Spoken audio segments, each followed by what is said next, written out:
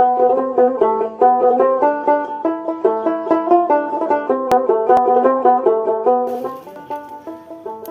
কষ্টটা তখনই সফল হবে যখন আমরা গাছে উঠতে একদম ঠিক আগা গিয়া তেঁতুল খেতে পারবো। চলেন দেখি আজকে খাওয়া যায় কিনা।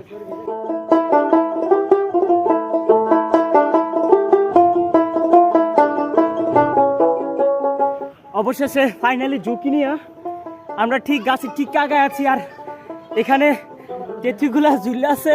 আজকে মামা একটা রক্ষা রাখবো না, এত উপর উঠছি যেহেতু কষ্ট করে, আজকে এটা একটু শেষ দেখা দেবো। চলেন একদম গাছ থেকে সরাসরি তেঁতুল পেড়ে খাই। একদম গাছ থেকে প্রথমে যেটা পারলাম এটা ভাগ্যক্রমে ভাল্লা পড়ছে। চলেন এটা খায় সাদা দেখি।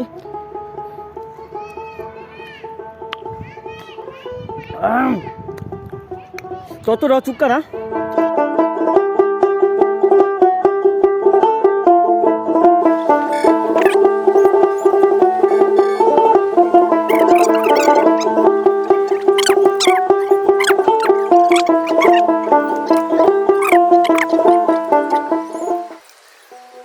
ফাইনালি অনেক কষ্ট করার পরে একদম পাকনা, এই যে দেখেন ভিতরটা দেখেন, একদম পাকনা একটা পেলাম। অনেকগুলা মাঝখানে একটা পাকনা পেলাম। এ হচ্ছে ভাগ্য আমাদের। সো আলহামদুলিল্লাহ, যা পাইছি শুকরিয়া। চলেন এবার নেমে যাই, বহুতক্ষণ হয়েছে এখানে। এ হচ্ছে ফাইনালি আমাদের কষ্টের ফলাফল। গাছ থেকে একদম ডাইরেক্ট পারে আনলাম। জানি না কতটা এখানে কয়টা আছে পাকনা, অনেকগুলোই দেখা যাচ্ছে কাঁচা, তার মধ্যে এখানে খুবই রিয়ার পাকনাগুলো পাওয়াটা।